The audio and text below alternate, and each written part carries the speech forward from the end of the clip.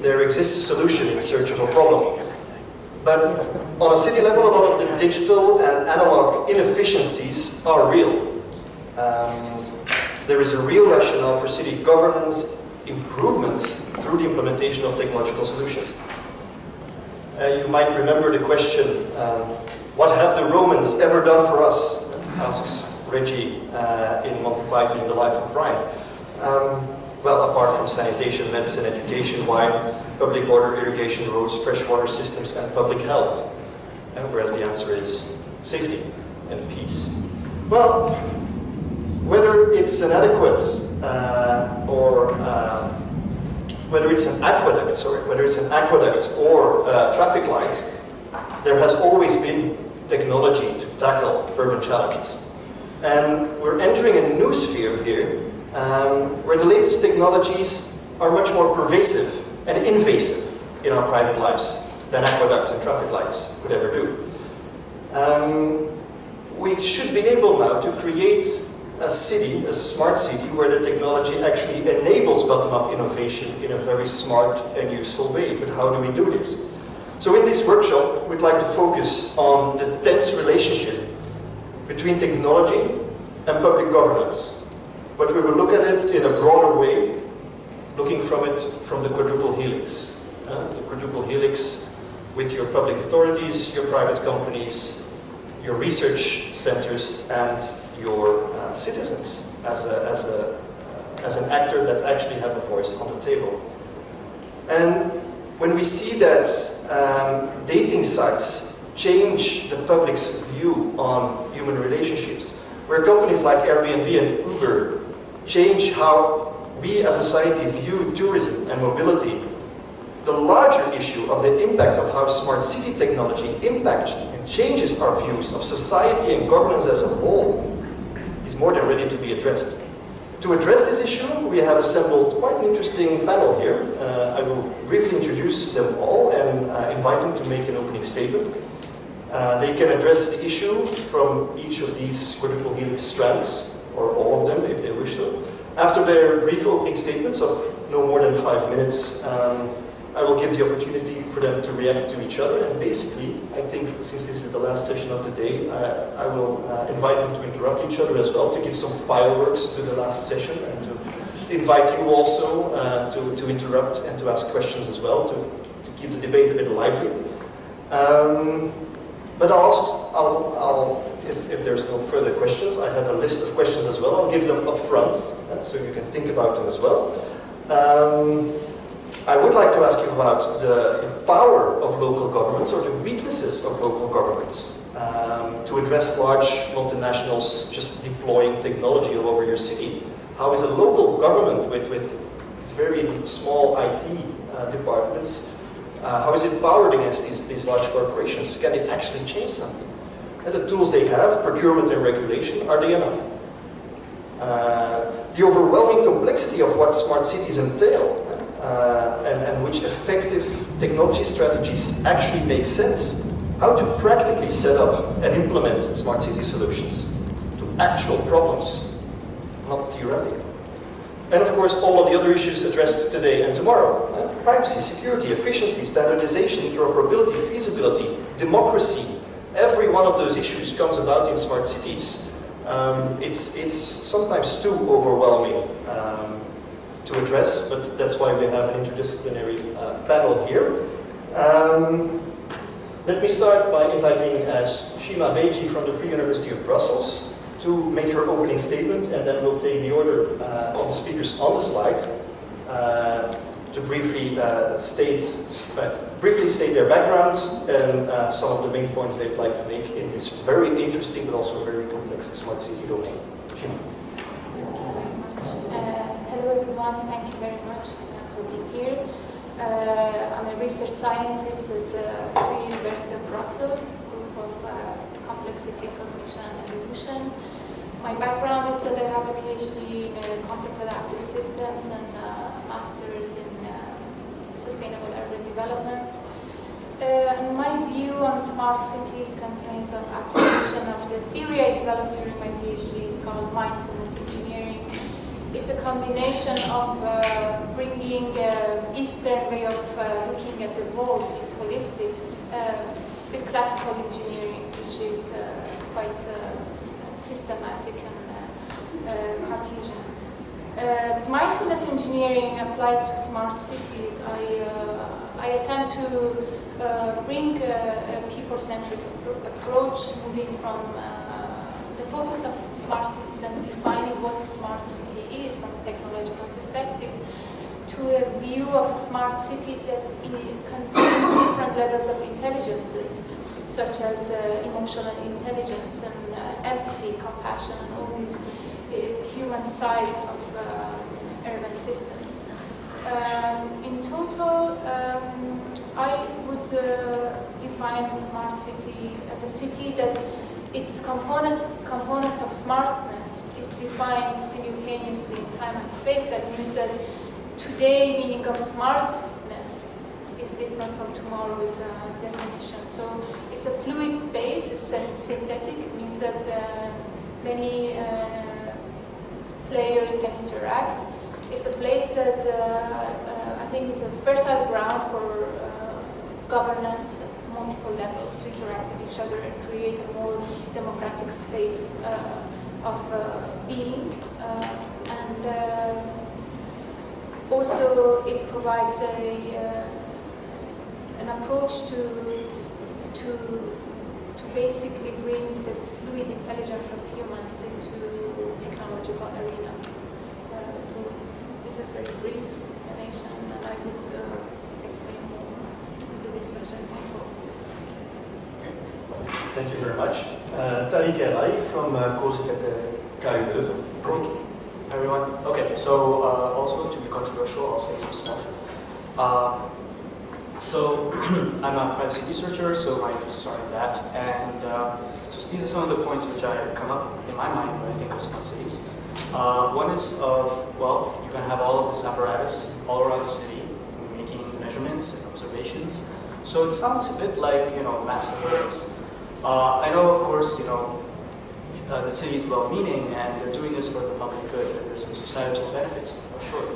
But sometimes there's unexpected consequences. So these are just things to keep percolating in your mind, that as we deploy things, we have to be a bit careful. So for example, it could be the case that we want to collect your movement information, and through it we learn some sensitive details which we weren't expecting to find, but because we hadn't anticipated that. So for example, you might be visiting some sort of venereal disease clinic, and you don't want that to be showing up in the log files, right? In another aspect, where things might be so sensitive, it's also something like if you want some, say for example, you'd like the smart city to give you more personalized information depending on where you are. This happens on the internet right now, and we're aware that things like bubbles get created, where you start filtering out things that don't really you find acceptable, or you gravitate to things that you find more attractive. So you might find that also happening in the place you habitate, and you might find yourself going to the neighborhoods and avoiding other neighborhoods, or maybe go to the mall and go visit some of the shops, other shops. So it kind of has that potential for maybe the manipulation may be there, or it may be accidental, but it definitely could affect how you maybe go about your day in the city. The third point I wanted to we'll probably have a discussion. So the next thing that, the big major thing that worries me is about the concept of open data. So obviously, you have the smart cities going to be collecting a lot of information, and one of the promises of it is that we can make the data open, and then businesses, entrepreneurship, something like that will be spurred because there'll be something in the data that can then become a product. But at the moment, it's very difficult to know what those uses might be, and it could be that we don't particularly aren't very careful with that data, or we didn't anticipate that there were some sensitive leakages that could happen, and so we won't know that until much later, and by that time it might be too late. And finally, the idea of, okay, well, all of this stuff is going on, we'll just make it so that people get to say who can use their data and who cannot use their data, so that user consent. But maybe we should also take into account like what kinds of things. So a lot of work goes into like how do we educate the user, let them know what exactly is going to happen as much as we can, and then lubricate the point where they can click yes, I consent. What about some of the things that they shouldn't be allowed to consent to? So for example, a concrete example could be I went and had my genome sequenced, and should this be something I can just sell to a company? Should I make it available? Because you might think, well, that's your genome, it only affects you. But what about my family? They also have a large part of that genome also in common. So should I be allowed to make that public? Even though it might be great for some business and they're willing to, and they like ask me politely, they said, do you really want to consent? This is what could happen. And I say, yes, I do. So these are the kinds of issues that I think about. Okay, thanks, Tariq. Giacomo, Gilmozzi from Plaine Commune. So, good evening, everybody. Thanks for the invitation. I'm really honored to have the chance to speak to you today. Today I'm going to speak about the project of Plaine Commune and the contributory economic model that the Research and Innovation Institute, based in Paris, and which I'm representing and working with, is developing in partnership with various academic, financial, and industrial actors, within the context of 4 different European and national funded projects.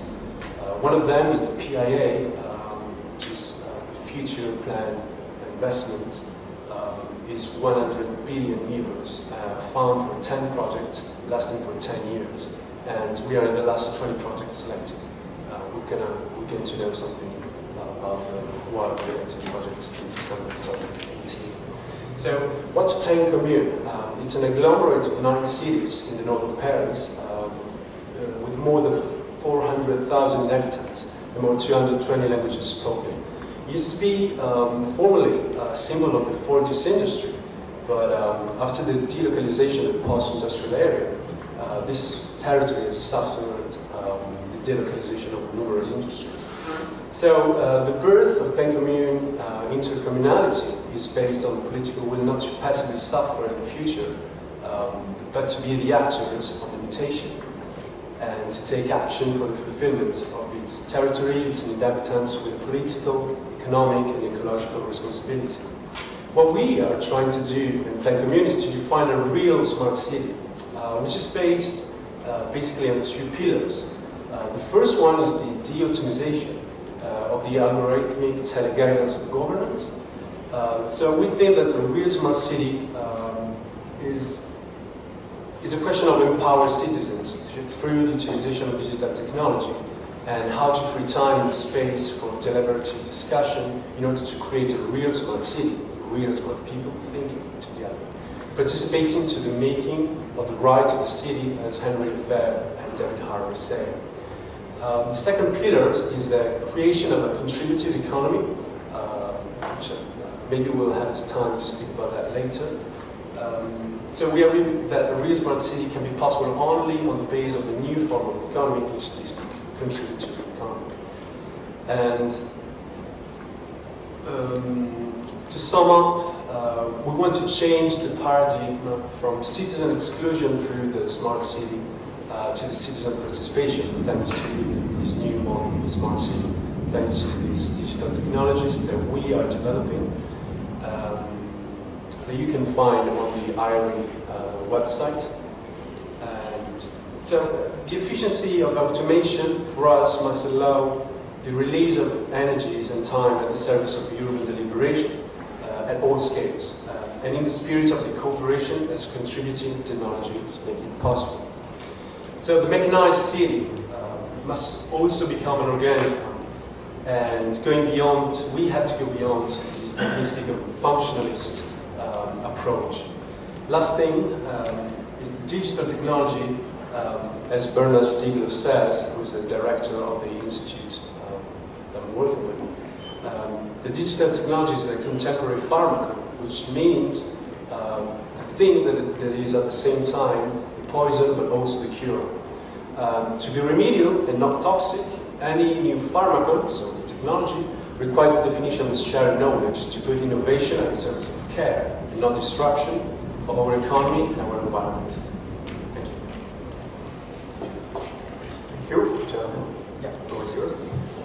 thank you for inviting me here. I must admit I did follow this conference from far after being here in the past years. I don't know, in France since 1 year or something like that. It's highly interesting content, so I'm very happy to be here, although I'm here to substitute someone, Francesca Bria, my colleague, City of Barcelona. She would have done certainly a better job than me at this. However, we're working together on projects for the European Commission since 3 years. The first one was DECENT, Decentralized Citizen Engagement Technologies. Now we have a running project that is Decode. It's the first project studying, developing, researching blockchain technologies that the European Commission has ever funded, with a 4.9 million euros 1 year ago. And my colleague George Denis, also from UCL, is working with us, was here in the panel before, so we are deeply involved in these sort of topics. I come from philosophy academically, but I'm a developer. I work as a developer and CTO of Dynorg. And I must also say I've been involved in this sort of cryptographic technologies as an applied cryptographer since the early days, especially in distributed ledgers. I was a contributor already in 2012 on the Bitcoin core days. So, what to say about smart cities with all this complexity is that what really scares me, I always believe that software is an architecture, and what really scares me is architecture that one cannot understand, that is not intuitive, that doesn't suggest where is the exit. It's a law that we must have an exit sign on most of the buildings we enter. Yet sometimes technologies which build architectures of communication do not put this exit sign clearly in view.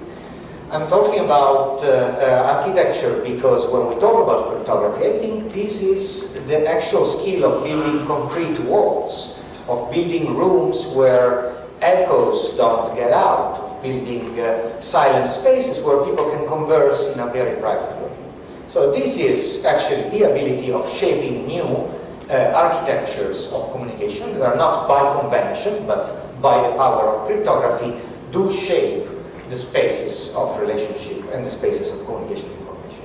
So in this regard, I think it's very dangerous if we envision the smart cities as these complex spaces full of sensors that we don't even understand and we are not aware of, because even beyond the concept of security must come the concept of awareness. I think we as citizens we should be entitled to be aware of what happens around us and give consent to the information that we share or not. So in this regard, I think that I hope we develop an interesting conversation on these topics, and to just drop a little bit of criticism on what has been said. I do share the opinion that we live after a year in which there's been so many revelations about the technical infrastructure we rely upon that is completely unreliable, be it for backdoors that were put inside, be it for the naivety of hardware or software producers. At this point in time, we really need to face simplicity as a feature. We need really to keep it simple, otherwise we will end up being very stupid. Because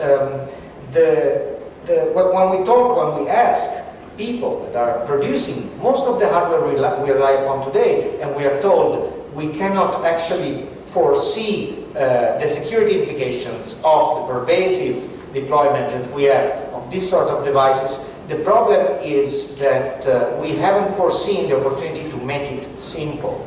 I make you very concrete examples. We have made incredibly complex BIOSes boot our computers. Extensions like UEFI are actually the locus where vulnerability happens when we boot our very computer. Shadow brokers have set out all the leaks from the tactics that the NSA used for doing actual intrusion in computers. Well, this proves that that space, which was approved as a standard by Intel, AMD, and manufacturers, is the actual space that provokes most of the problems. It's a space that made it very complex for us to enter a computer. We had a BIOS that was a very limited computation space, and now that surface has grown to run an entirely own standing operating system like Minix that is booting before our own. So I think that to respond to that, ARM has chosen pretty much the best way to keep it very simple, to not have a BIOS to boot at the beginning. And we have to learn from these sort of approaches. We have to learn that augmenting complexity is an actual damage for all possibilities that we have to create awareness and security. Okay, thank you. Last speaker of the introductories is Marleen Stikker from Plaine. Well, it's very nice to be the last, but also difficult because so many things are already been said. My name is Marleen Stikker. I'm director of Raad Society. We've been demystifying technology, trying to democratize technology since 1994 by first opening the internet as a space for people to work and to put their own ideas into practice. And then over the years we have been involved in many other projects. And one of the spin-offs is Fairphone, a smartphone that tries to be fair in all aspects and open and inclusive. And we also partner in the project Decode with Jaromil and the City of Amsterdam, City of Barcelona and some other great organizations from the UK. So smart city, I think this is it is an interesting moment in time. I think only a few years ago, smart city would be a topic that would purely discuss the utility part of technology. How are we going to solve problems? Safety, sustainability, mobility, health. So it would be something like we have a problem, a societal challenge. We put some technology to it, and we solve it. And cities can measure their data, their data body of the city. And I experience now that people start to understand that technology is not neutral, that data is not neutral, that algorithms are not neutral, that there is bias in the system by default, not just as added afterwards, but as part of making technologies, building architectures, defining inclusiveness, exclusiveness. Every data point that you define is not objective, is subjective. And I don't only see this in our own field with practitioners, and of course, I mean, it's easy to be amongst yourselves and you are very happy to tell each other this story. It's also not just only with people coming from other backgrounds, like cultural studies, that are entering the field of technology. It's also in cities. I have to discuss a lot of these topics with politicians, with civil servants, and they're all increasingly getting uncomfortable with the whole term smart city. So most cities try to get rid of it. They say, well, it's a Microsoft term, so maybe we should get rid of it because it's already defined by the market. And still, of course, it's a term that's being used because it tells everything. It sounds also as a neutral term. So one of the problems is that this beautiful promise that all this technology will help to get people online, to democratize, has been not true. So why politicians are awake at the moment is because of Airbnb and Uber. This is what made them move. So they suddenly are. We had this first debate ever in Amsterdam with politicians on technology. In the election, we have elections coming up in March. So apparently, it is a topic that politicians want to be, they think there is an electorate, they think there are people interested in this topic, so that they have to speak out for it. And they know that they have to think about the centralization that comes up with the same technologies. So instead of democratizing and the platforms that enable everybody, they suddenly realize that these platforms are taking over the city, and that they gave the key to the city to other companies. So this trying to figure out how to get back this key to the city is one of the main objectives of politicians at the moment. The city hall is interested in blockchain, is interested in all kind of experiments, but at the same time also Bitcoin is not doing a good job for everybody because it tells the story of a pyramid game, a Ponzi game. The last one in pays the one who's already in. Bitcoin is not inclusive. There are some people that really understand it, and some really stupid people that step in too late. So a lot of the nice stories about alternative currencies and cryptocurrencies are actually not so nice anymore. So there's a lot of hesitance to engage with these ideas of Amsterdam coin or any other alternative coin. There is a very nice project, Juliet, which is defining energy coins. So this is a project that's happening, which is good. And I think there are a lot of those kind of Bitcoin projects that are going on. There are at least 12 projects that Amsterdam is involved in. But again, there is a lot of hesitance. This hesitance is also because there are really different processes acting on these cities. GDPR for everybody, of course, but also PSD2. They don't fit together. You can't ask people to open up their bank accounts and bank information on the one hand, and on the other hand, think that we need to control privacy. So this kind of regulations coming from and laws coming from Europe to cities and have to implement that in their own environments. It is complicated. It is very complicated. So I must say I do agree with Jaromil that, and unfortunately I'm agreeing. I wish I was not agreeing with you because then we would have a debate. is the complexity of this means that if we want to have an inclusive society, if we want to have democracy, people have to understand these technologies. We can't be an expert on this and defining this with only experts. We have to work interdisciplinarily. We have to use public research to engage people, and it has. And I agree with that. It has to become more simple. It doesn't mean that the technology is simple, but we have to find language that enables people to join.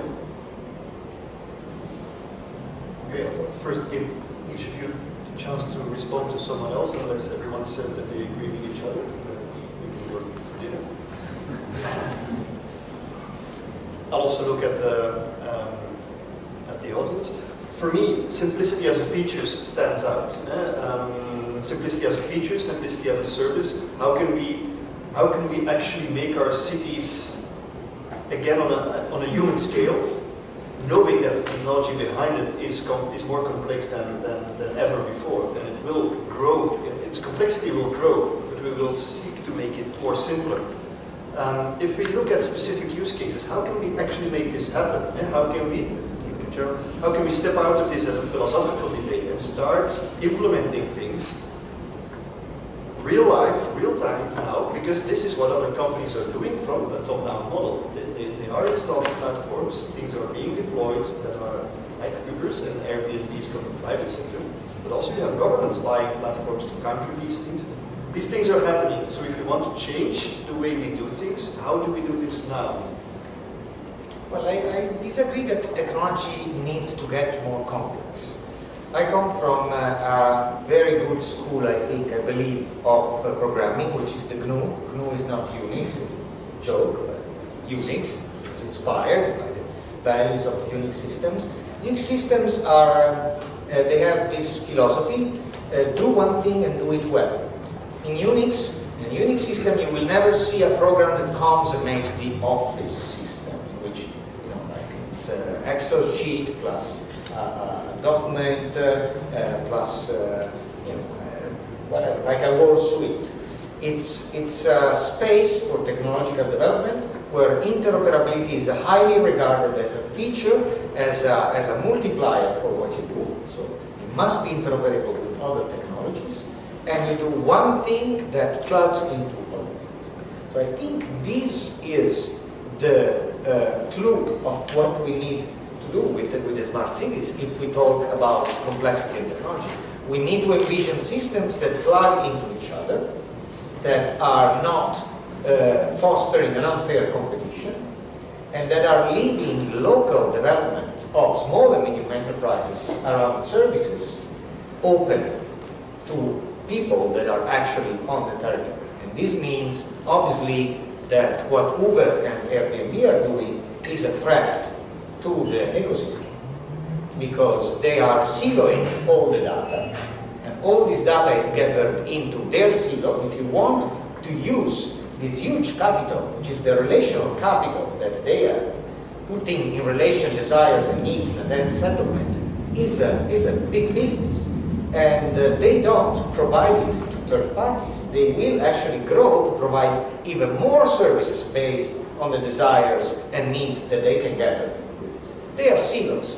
They are not belonging even to the place they are siloing. And they are actually curbing every possibility to have a local development, a local version of these services that is also responding to local cultural values. Because let's face it, technology so far has unified also the way we look at the tools, we look at each other through a lens which is uniform across the world. Okay, let's ask the rest of the panel then. Yeah. Who can enforce this sort of interoperability on a small scale like a local government? Well, the panel before stressed the question about the market. Is there a market for this? And I think cities are very interesting because they are the market. And maybe not a market, but a commons. I think one of the, when you analyze technology, you always have to look like, what is the financial gain? Who is actually getting the money here? What is the financial market? So when you look at Uber and Airbnbs, you don't look at innovation technologies because that has been invented by other people. This idea of culture, I think, was there already. It's the capital that works. It is getting as fast as possible a global market, so you can have people go into debt, so that they actually buy their place on the global market, which is not a normal market. This is This is what now national governments and cities are understanding, that they're not, so they can think about having a local version of sharing platforms, cooperatives instead of corporates. So I think this. Instead of only talking about technology, you also have to talk about economics. And this whole movement about rethinking economics and reclaiming economics needs to be there, because if you don't think differently about how to finance technology and how it works in the cities, you will start to still rely on the company part. So I'm not saying we should skip the whole market. There's really nice stuff happening in the market. But we also have to look into commons models. And I think this whole commons transition plans that the city as Ghent and others are now building up is also really, I think, the key to come up with data commons, approaches to technologies. And I think here something is very interesting for Europe is if the cities are going to collaborate on this. They have a lot of power. They now spend so much money on technologies that are closed off, that they have no say in it, it's not open, they're closed technologies. So if they would spend their money wisely and differently, you could build up a really great market for different types of technologies. Another point that I would like to add to the points you mentioned is that while big organizations, they look for profit, I think local places, they can look for spaces that can cultivate basically social bonding and cultural connection. So I think also creating a shared vision in cities across Europe, and also each city has its own vision of becoming smart. I think that would help to prioritize what kind of technology has basically value for the city, or if it actually moves away from the vision that every city has for its future of smartness. And I think also in creating an open space of conversation with people so that they can also get engaged in the process of design thinking, and also the underlying philosophy that technological companies are introducing to systems, to cities. So I think that would be also a place for balancing the power of technological companies over the urban communities.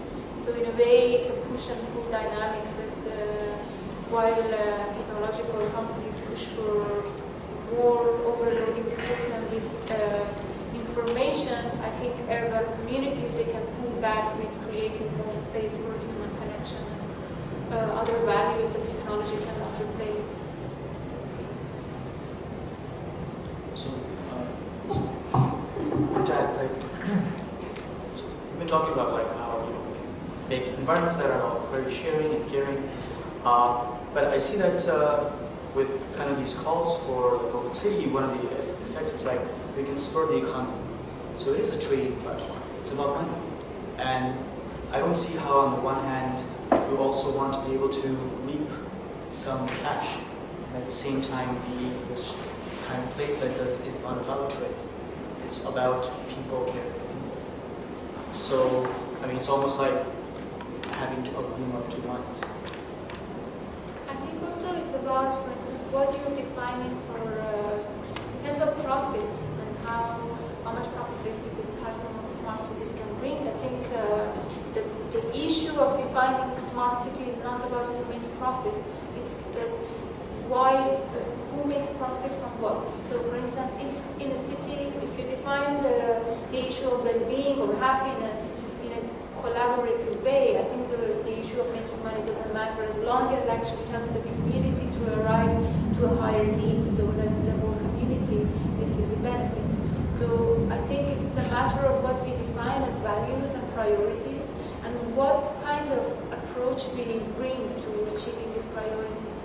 In a way, I think if we look at the literature from an academic point of view, and also if we look at it from industrial perspective and also private companies, you cannot exclude ICT from smart cities basically concept. What you can include is an element of human capital and how we can use all these platforms for making a better society, making a more cohesive society in our system. So this is what I think would be the issue of what we can, how we can balance the profit and where we can push the money or basically the value and who can be in a place of basically deciding what kind of priorities suits the city at what time scale. I think so strange that a lot of people believe that if you want to have internet and all the nice stuff, then you have to pay with your privacy. This is sort of like as if it's, and then this is the only way to develop it, and then we have to do it this way because that's how the market works. And I think you don't have to be against markets, but you can be against extractive business models. And you can say this is not normal services, normal companies.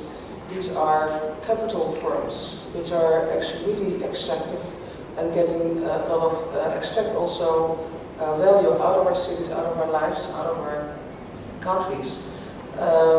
But we are for companies, but then on a normal basis, on service, for example. So there's and of course we have so much good examples about how open source can have a huge activity around it, which is service-based. So it's not that by saying we have to get other values in our technologies means that you're against companies. You're just against a certain type of companies that are totally shareholders-based and are quarterly and are unethical in that whole process. So I think the shift would be that we believe again in that it's possible to have technology that have specific values inside. And I think you here can have a huge advantage by being explicit about the values. And not take the position that technology is not neutral, so be explicit what kind of values you want to put in. And then, of course, also be sure that somebody is looking after this. I mean, it's not just by saying it. That could be, I think, if I now look at what cities demand and ask for, they definitely would love to have alternatives to what is now being brought to them. And also citizens want to have alternatives. That DuckDuckGo, Signal, and Brave, and other that they have that is growing as in their market share, which is of course really stupidly small in comparison to the Google empire. But still, there are people these are the early adapters again who want to have value-based technologies where privacy is by design respected. Which is inclusive and is non-extractive. If I may add, also to bring it more concrete, I think the gain lies in the shift of intensity on design and information that we are witnessing. And I like a parallel. The parallel is in agriculture. Agriculture had three different phases in the last 150 years. There was the labor-intensive phase, then there was the green revolution, which was a boost in industrial production, which was oil-intensive, namely we did a a lot of production intensive. And now if we go look at the reference that Shima makes, which I like very much in a holistic sense, the agriculture that is today the biodynamic agriculture that integrates in the environment is design intensive, is information intensive. It looks at the boundaries, it looks at the environment, it doesn't aim at changing it aggressively, but plugs into its resources and tries to also like makes use, turn every liability into an asset, to quote Schumacher, a great economist. So I think that we can see the smart city as turning this overhead in understanding what happens and understanding what is the intervention in the smart city into a value exactly the same way. If we look at the smart city as a design-intensive space, we understand already how the city of Barcelona is actually saving money in drawing the paths of the trash collectors by having sensors that say when a trash can is more or less full. Just to make a very banal example. By being design intensive, by being information intensive, we can actually, we have a yield, we have a value, we have a shift in a paradigm that we can use. And there it comes what is, I think, I really agree with you, the exhortation, what do we use that value for? What do we design for? This is the next question that we have to pose. Do we design for making a company that just like extrapolates all the sort of data into a city and builds a new Tinder for its citizens or a new Uber that will certainly not fix the holes in the street, let not pay taxes? Or are we designing for making an environment that is more friendly, where people can get in touch, can know each other? And beware, technology can play a big role, is not neutral. The fact that you put a sensor there doesn't make it better or not. You must know why it's there. You must know what will happen to the people living in the neighborhood. And that is a very organic process. It requires an interdisciplinary approach. It requires an approach that has ethnographic research within. And that scares me because sometimes we go too much into technology and we forget the importance of programs that the European Commission had, for instance, like APSI, Citizen Awareness Platform for Social Innovation, whose funding is now curbed compared to other platforms, but has been very important in understanding what is the impact of technology on society. I think speaking to that, building on that, I think what I can summarize or add what you say is that technology, I think, needs connection. I think human brings consciousness and awareness. Technology, I don't think that can bring awareness.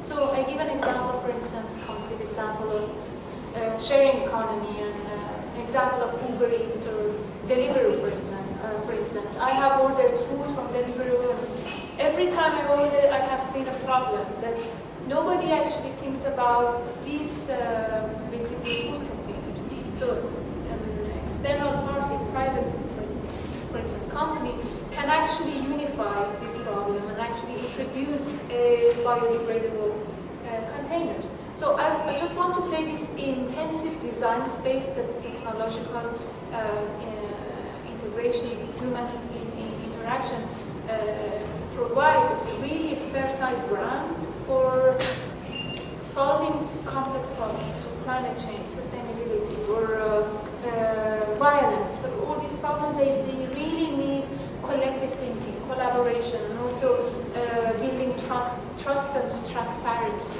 So this, I would think, would be the real smart city, that is brings different levels of intelligence into one space, complex space. And then to answer your question, how we can act from the point of view of public sector is definitely through procurements. It's definitely envisioning what is the public space we are talking about and having an approach that recognizes clearly what is public, what is private, what is common. So while we still struggle understanding this category that Elinor Ostrom defined so well in our literature, we still struggle with the difference between public and private. We still struggle with a company that brings a new deregulated taxi system into our cities, and then we have to deal with all the problems that that brings in terms of people just entering the system and kidnapping, if not worse, their clients, and we don't have a quality assurance in place. They have their own seal of it. So this is what we should be really envisioning, is these are functions that belong to a public space, and the way we can act on them is by procurements. And we have to be careful because, for instance, when I go into the blockchain discourse, I see a lot of pitching around this sort of technology, distributed ledgers, which are like diffused, everyone can run them, so they are public. It's a public space. It's a public blockchain. This is like very difficult term, in my opinion. We have, in technical literature, we have permissioned and permissionless for a reason, because saying public is very difficult. If we say public, then who is gaining from the running of that blockchain? Is the blockchain really running, is the distributed ledger really running without gain for anyone? It's like re-entering in the common good, in the circle of taxes, social services, and social contracts that we have. Or is just a company that is more diffuse, because the actual gains go to a number of people around the world that just run a computer, but they still make gains on the fact that they are computing our smart contracts or whatever. And then if it's that, then it's not a public, it's a private entity. It's just a private entity without a headquarter. But if we adopt it, for instance, in the projects that we are running now, we are very careful in being blockchain agnostic.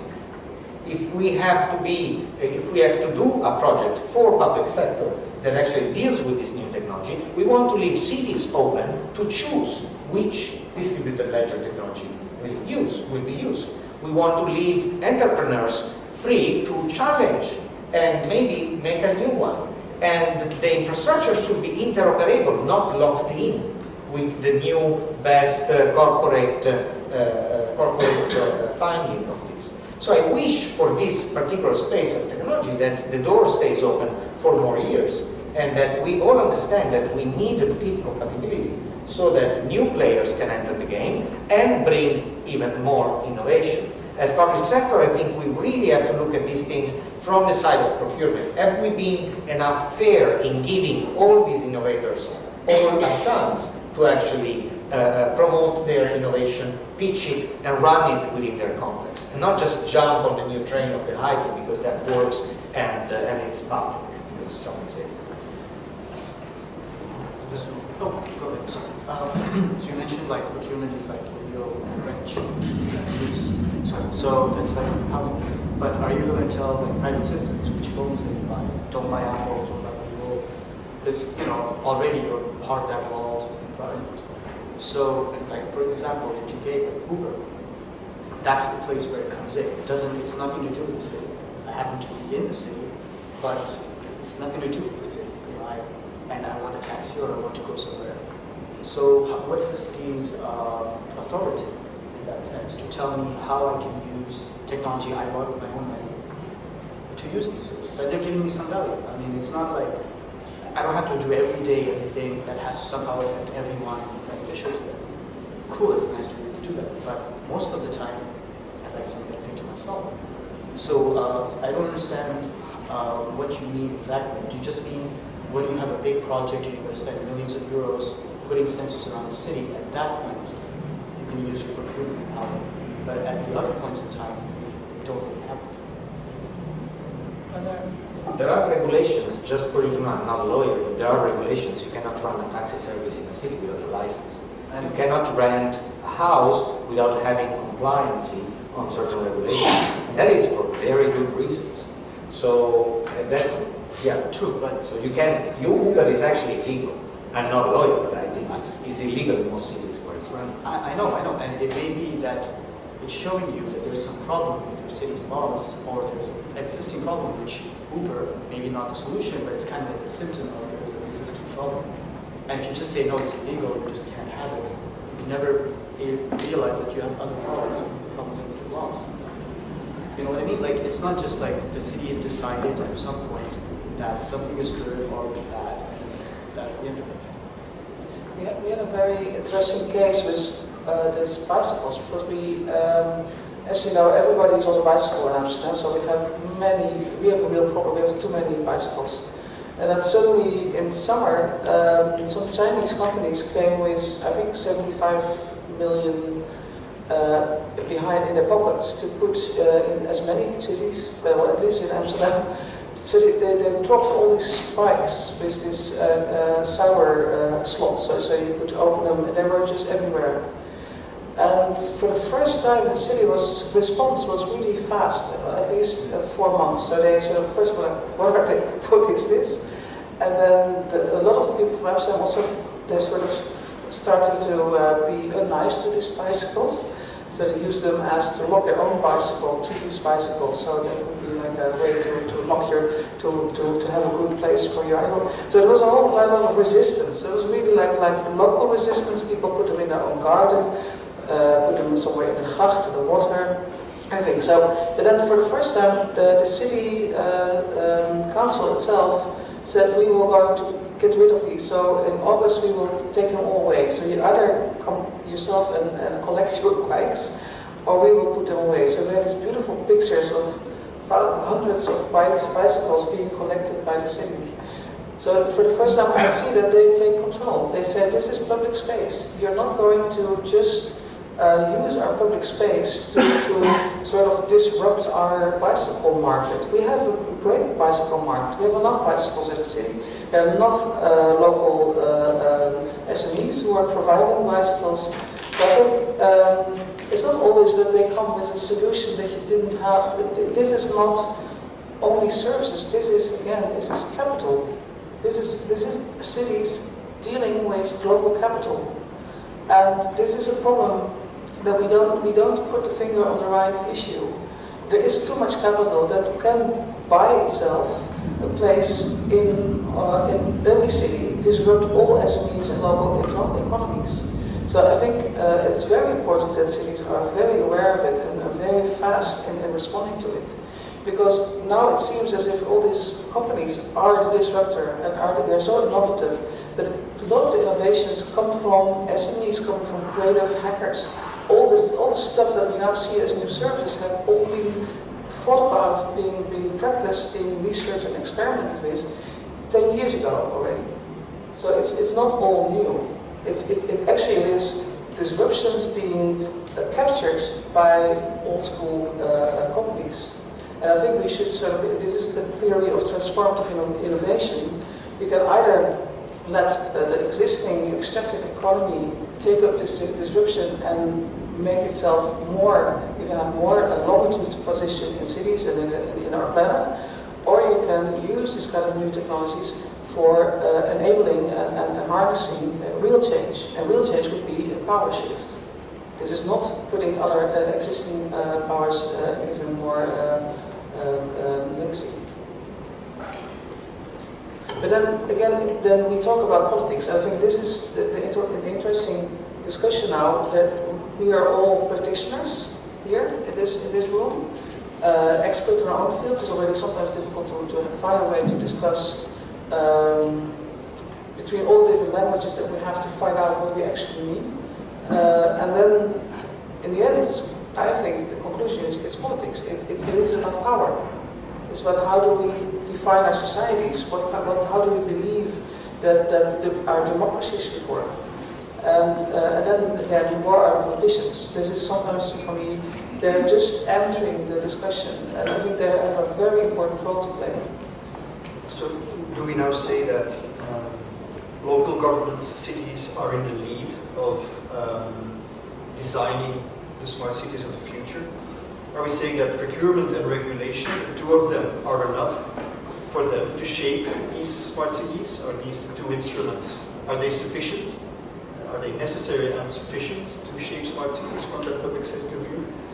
And are cities strong enough to do this? Are they, by themselves, local governments, sometimes quite small, are they strong enough to enable the local startup or smart city ecosystem?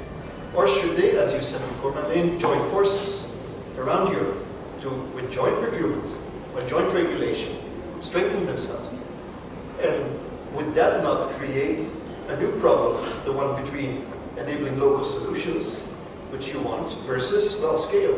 If you want to do something on scale, you say, well, I'll design one platform to do all of your local stuff together, and then you have that one platform again. So how do you, how could you respond to these challenges? I think what comes to my mind is that I think a collective, basically, application of all these processes, I think, would work for a future of smart cities. I think on the one hand, I think there is a need for individuation in terms of defining what smart city or what Brussels smart city would look like compared to, for instance, Tokyo or other cities in the world. So there is an element of individuation. I think it's very important to bring in value to communities, but also a global vision that can join force cities in bringing their resources and also exchanging knowledge across different cities and cross-fertilization of ideas that might work in one city and can advance another city in a different problem. So it's I think it's a combination of all these efforts can be more beneficial rather than just focusing on, okay, local government or responsible for defining smart cities, or basically an authoritative figure would be better to define what makes a city smart. So I think the combination would be more effective. Given the impact we are facing right now on the field, what I'm noticing in Barcelona, with Francesca being the CTO, Chief Technology and Innovation Officer. In Amsterdam, we have also Herman as a CTO in the same position. We have a new position which I think is very healthy as a Chief Scientific Officer, Caroline Rian, in case of Amsterdam, which has also a strong background in ethics, technology, and interdisciplinarity with all the team. I think these are authoritative chief figures, but they are necessary with the impact we are witnessing. Because a diffuse response to this phenomena is difficult to have. Indeed, the entrance of capital disruption is very big, and coming back to the reasons why they disrupt, they are a little bit of keeps on the chicken without the head. They look for the money, but why a city really needs, our cities really need more taxis? Do our cities really need more bed and breakfasts?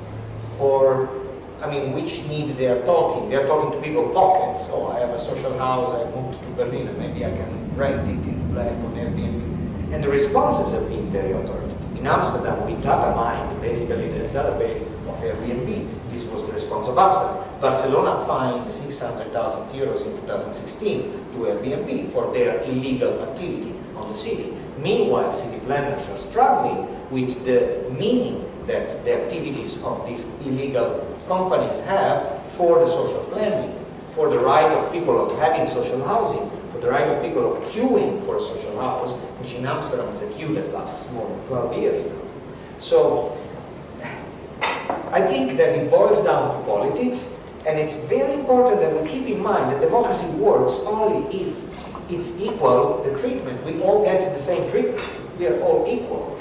So if a law is in place, you can lobby, you can change the law, you can do a party, the Uber party, to change our law, and change it and you do it. But you don't sneak in and earn a lot of money, by the way, with all sorts of sandwiches to not pay the taxes, and really build a system to violate the law because we are smart.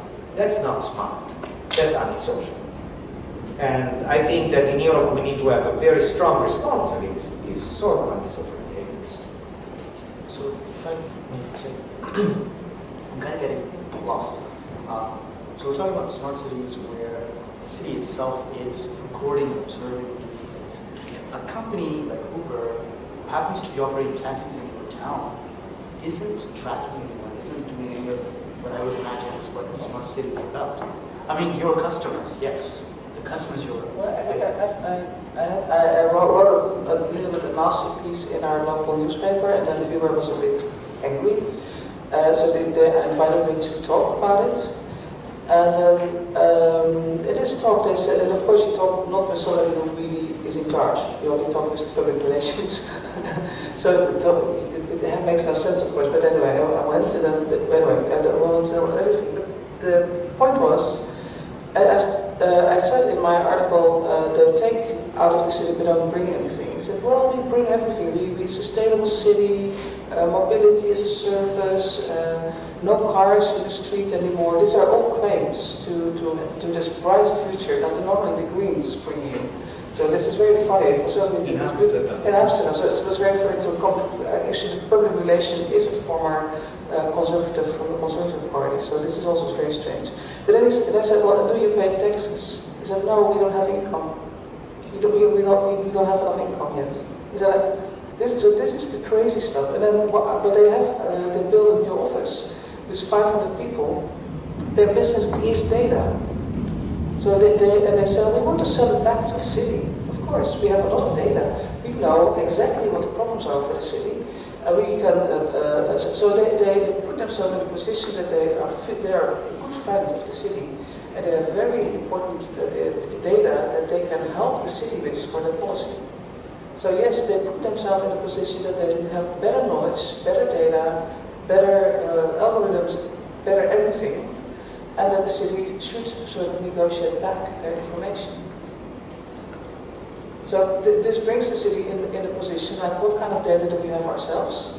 And this brings us to another concept, which is the data commons, which is definitely also being preached by Francesca from Barcelona. But I think this is where you have to go. If we want to, because nobody's against, I'm not against data. I think you can make a lot of sense out of data. It can help you a lot. But only if it's in a context that you are absolutely sure that you're not doing the wrong things with it, and that's not somebody taking the gain where others have the cost. So and I think this is again, it's been said, this is design.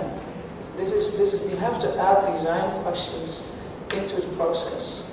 And design means that you have more complex, more stakeholders, more complexity to it than just making a business case for your own company. And this kind of design, I think this is what the chief science officer, Leuven, adds to her position, saying, I want to have research and policies and design. So she adds design to her role in the city. And I think this is called co-creation, public research, citizen science, whatever you name it. It means that you have more people on the table with more stakeholders than just the market and the government. I think this is the key. And you started with the quadruple helix, and I hate the triple and I hate the quadruple. And I don't know, I think nobody else besides us understand it. but I think it is definitely an inclusive design process which involves the societal partners in it. It involves citizens in the design. And that to me, just to give you one little add, this is what I would like to add to your question. It's not just procurement and regulation, it's also creation. I think cities can be a place for creation, for design. I think this is the role that I really would like to see. And then of course regulation and procurement is definitely something you have to design as well. So it starts with design and creation. I think one thing that I would like to add is that I think as long as the cities do not prioritize what they want to achieve, data companies, they can easily manipulate people. For instance, if, for instance, I would say example of Brussels, example, if they are dealing with waste management, if they define data collection and waste management, I think that would be easier to actually encourage people to adopt better behavior, rather than just companies collecting data and from that data make some guesses and also manipulate people in buying certain things or adopting other behaviors that benefit companies rather than people. So I think the matter of what kind of data is valuable is the data that actually is collected mindfully and for a purpose that actually serves communities and people.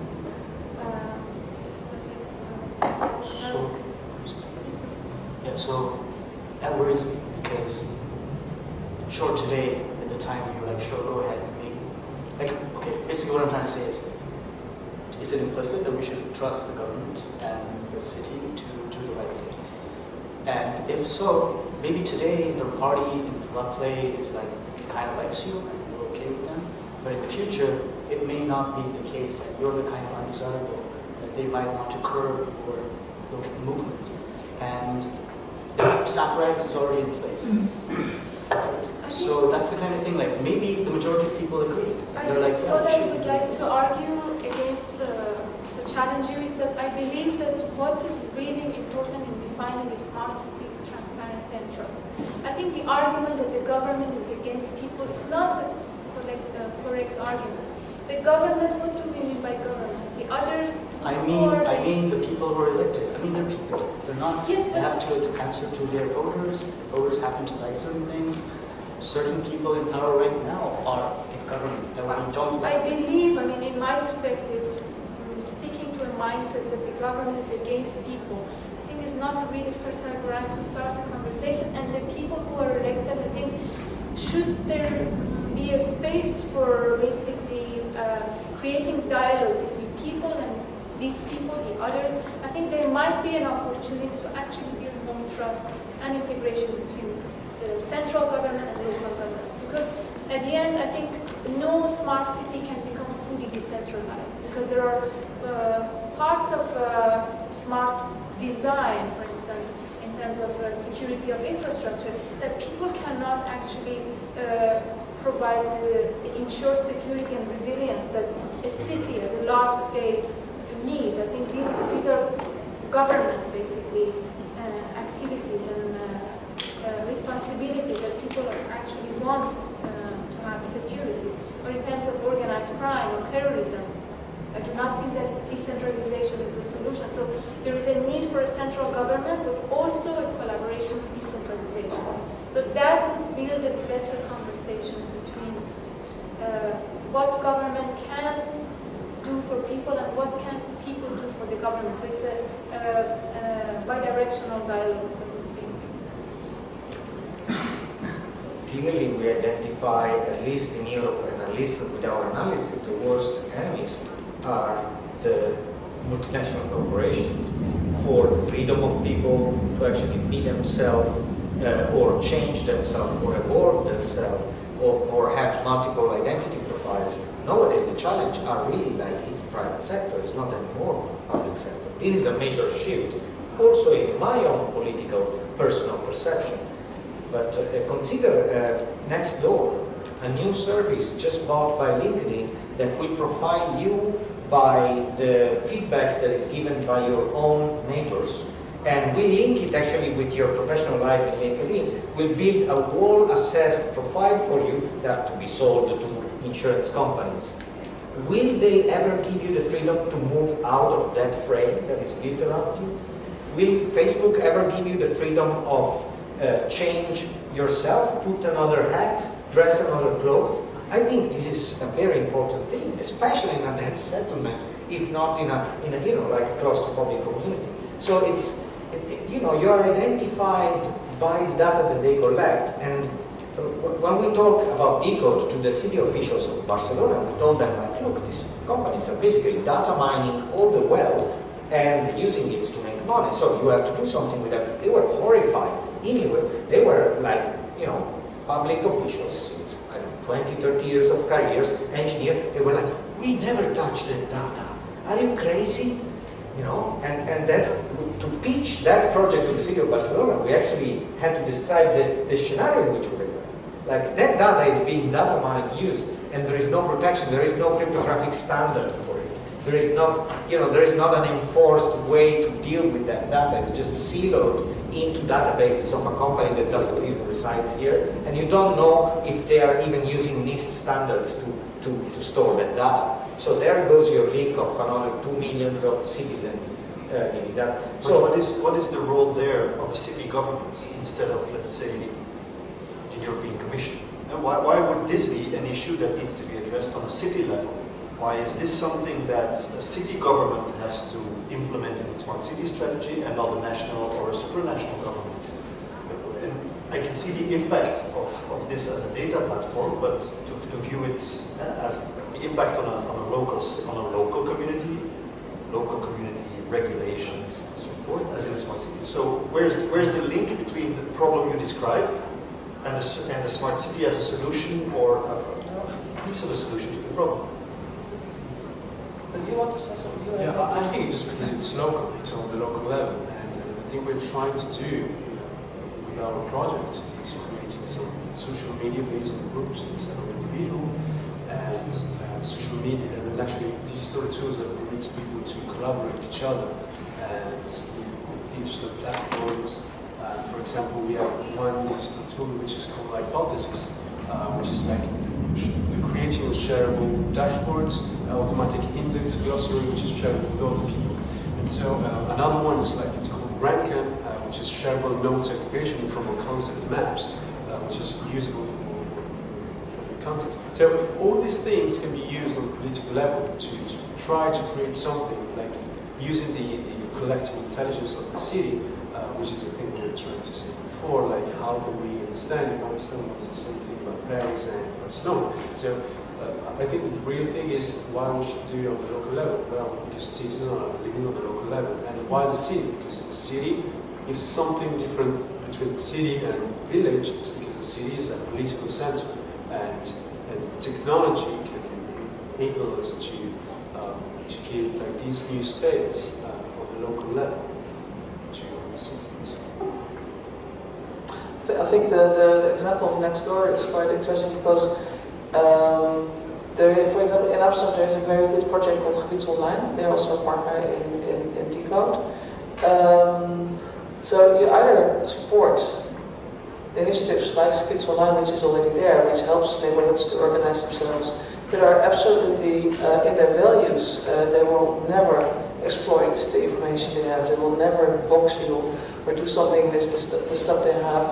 And of course, they're even interested in moving towards even more sophisticated ways of doing this, as they are willing to explore the possibilities of measured and decode. But if you're not looking really good, if you don't act on this, Nextdoor will wipe out all these initiatives because they're very much more. They don't ask money; they just put because their business model is data. So you have to be very. Again, this could be another one, which is Nextdoor is now offers to all kind of communities, cities, villages. They say, here I am, we have a beautiful service, you don't have to pay, and we will organize your neighborhoods. This is one of the most dangerous things. I think this is beyond humor, because this will be very information about social constructions in your street, which is now on a service in Silicon Valley. I can't believe this is something we want. So yes, I think cities can be, and of course it's not the city government in itself, it's cities as a combination of the society itself, the citizens itself, in combination with their governments. So that's why I believe it's very important to next to the government. The problem of the government is sometimes they believe that they are the public sector in itself. But we need, that's why I think the term commons helps. I'm not sure if everybody feels comfortable with it, but it defines that what we can produce together. This is what we can do together. So this is what we can, your project, your platform is called Commune, I think, in France. I think this sort of rethinking,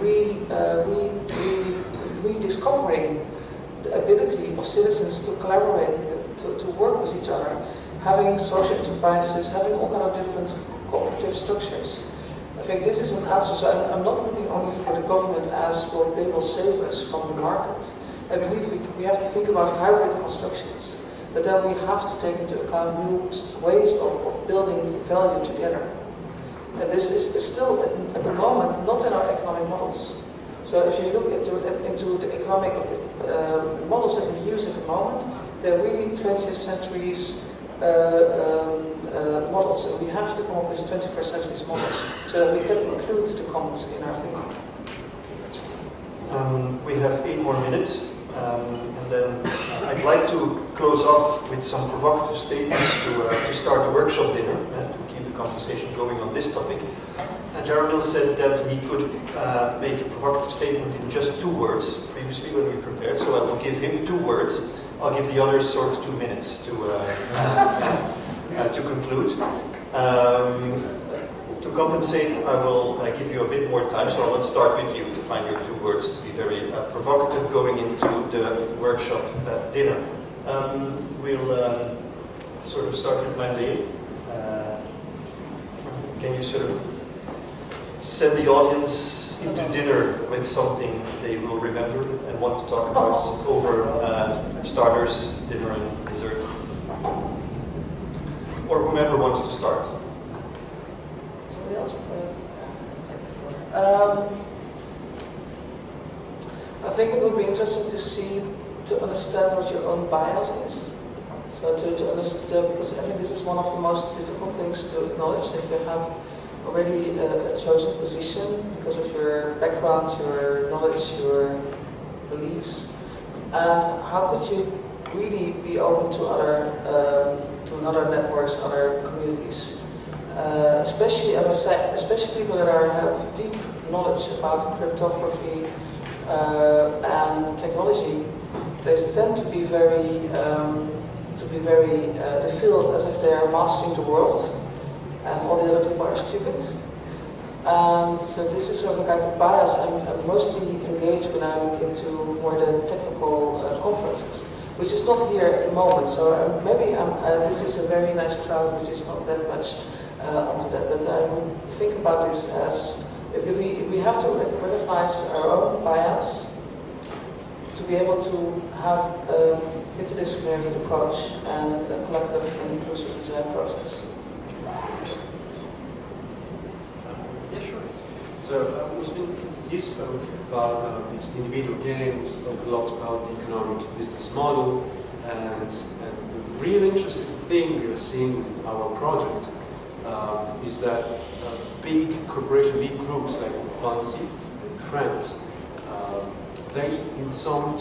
they need a new rationality, they need a new economic rationality, which means in some way they're afraid. What's Vinci? It's like a logistic, giving logistics services. And who's the king of logistics in the world right now? Amazon.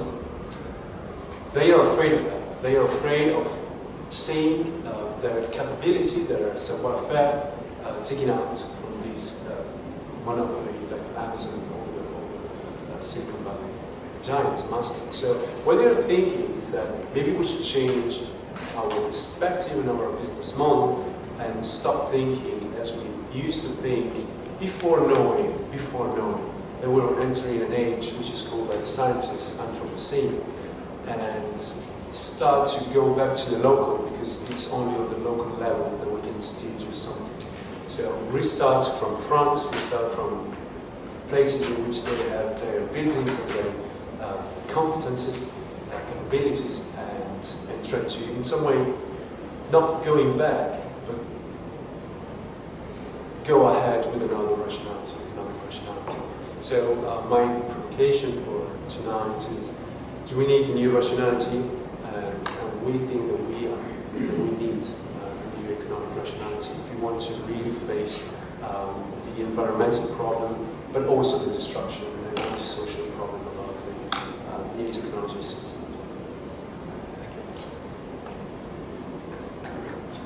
I think what I would like to say is that there was a time that we had this statement of I think, therefore I am. I think with smart cities, I think if we focus on too much technology, we become, I don't think anymore, therefore I don't exist because technology is thinking for me. So I think what I would like to provoke and to suggest is to thinking about the space of a smart city as a space of collective thinking, as a we space, that we exist, we think, therefore we are. So I think it's a place to really bring a new way of being together. So this is what I would like to finish. I guess I can finish with, as a citizen, I guess my real struggle is that, you know, on the one hand, I want to have my autonomy and I want to be able to do what I want to do. I'm not trying to harm anybody, of course, right? But to have, you know, entities around having a power struggle all around me, kind of I can sense that I'm not going to be the victor in this way. You you know, it's either corporations, so I stopped using them. I use Facebook, I use Snapchat, what have you. If it's the city, I have to do things in a certain way. I have to, you know, get the token, whatever, attach it to my bike, you know, be part of that society. And it just feels really like, you know, all sides are being encroached upon. And I don't know which one's better. Is it better to be, you know, somebody who can shut off his computer and walk away and be like, okay, that's the end of that? Or do I want to live inside a computer that's always observing me, always, you know, recording where I am? Because, you know, you're part of the commons. So, yeah. Algorithmic sovereignty.